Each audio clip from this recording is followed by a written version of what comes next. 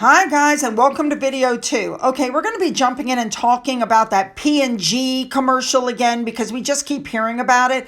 And I've got some news for you at the end of this video as well, so let's go. Here's what happened. We know that Megan was on the panel at SXSW, and Katie Couric looks at her and goes, "Oh, Megan, would you mind telling the soap dish commercial again? Because, there might be somebody who hasn't heard it." So, of course, Megan launches into this soap dish commercial thing again. We've all heard it 50 times. And this is what she says. "When I was 11, there was a commercial, and it really upset me because it said women have to deal with pots and pans. Why should it be women? And so I wrote a letter to Procter & Gamble, and they changed the commercial, and it was all due to me." This is the story that she's telling everybody, okay? Ladies and gentlemen, here is what actually happened. If you've ever read the book Revenge by Tom Bauer, he lays it out very clearly. This was a class project. She went home, Megan went home, spoke to her dad. Her dad told her to write the letter. Again, a class project. She wrote the letter not only to P&G, but also to Hillary Clinton. She did not get a response from either of them. So Thomas Markle then sent letters demanding they acknowledge Megan. And no response again. So what happens next is Thomas gets in touch with the Nickelodeon people. Remember, he was an award-winning lighting director for Married with Children. He had contacts, okay? He gets in touch with them, and they do a show on her, and they have her recreate the writing of this letter on the show. Hers was not the only letter sent. There were thousands of letters sent. But when the commercial got changed, Thomas Markle basically told Megan it was all due to her letter. So there's no proof that her letter was even read. There's no proof that Hillary Clinton wrote to her. She can't produce the letter. And of course, Hillary Clinton Archives keeps copies of everything, and they have been unable to come up with a copy of this letter. But basically what it comes down to is Meghan Markle is taking full credit for the change of this commercial. Now, this is where things get a little bit more interesting. By the way, FYI, Tom Bauer was never sued by Harry and Meghan because you can't sue against things when they're true. Anyway, going back to what I was saying, Meghan has been telling this story for years and years and years because this is what her father told her, okay? So she wanted this story to be included in the article that was written about her by Vanity Fair in 2017.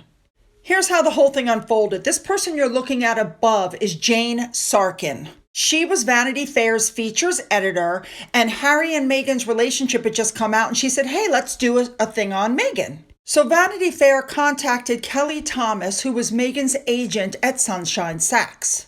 And the whole thing was set up with the understanding that they were not supposed to talk about her and Harry's relationship. Instead, it was supposed to show her as a major actress and a philanthropist. Now, Meghan and her agent then gave Vanity Fair all the information about how she was an activist and a philanthropist, and Vanity Fair went to work fact-checking because they're very careful about what they print. So you guys should know Harry was not happy about the interview. He knew it was going on. And Meghan said, "It's about Suits. It's about my philanthropy. It's got nothing to do with our relationship. Don't worry." Sam Kashner was the Vanity Fair reporter that went to interview Meghan. Now, if you read the book Revenge by Tom Bauer, it tells you that before the interview actually started, he went to Meghan's house, and Meghan was running all around the house and was asking him questions about his personal life, his marriage, and he said he started to try to get a little weirded out. At some point, she looked at him and said, "I like you, even you're stuttering." And at that point, the journalist was way on his guard. So at that point, he says to her, "Tell me about Harry." And she says, "We're a couple. We're in love." During this interview, Meghan name dropped several, high-profile people she said were her friends, including Serena Williams. And when Serena was contacted, she said, "We're just acquaintances. We're not friends." So the magazine comes out and right off the bat wild about Harry. I mean, after all, Meghan had confirmed that they were a couple, they were in love, etc., etc.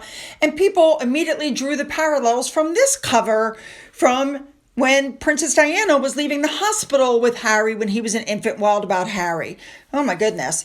Well, in the meantime, the interns had tried to, go back and look for proof of all the things that Meghan had said about her philanthropy and, et cetera, et cetera. None of her philanthropic work, none of it could have been confirmed, especially the P&G thing. They spoke with P&G, they contacted the Clinton Foundation, nothing could be confirmed. Meghan was just beyond angry because instead of what she wanted, the entire article was about her relationship with Harry. Now, she did have Vanity Fair issue one correction, and that was on the date when she started dating Harry. See, the thing is, the magazine said that she met Harry in May, but in May, she was still dating the chef Corey. But I'm not surprised because when she met the chef Corey, she was still married to Trevor. She just kind of hopped from man to man. The point of all this, guys, is that Vanity Fair tried for weeks to confirm her story and couldn't. And that's because the story is not true. What she believes is what her dad let her believe, which is that her one letter was responsible for the change of this commercial. But I think common sense tells us it wasn't. For those of you who are unaware, I was on Popcorn Palace with Andy Signor. We had a big discussion about this, and I put a link in the description box in case you want to take a look at that. There's some more clips, and of course, we went a little bit more in depth, so you can look there.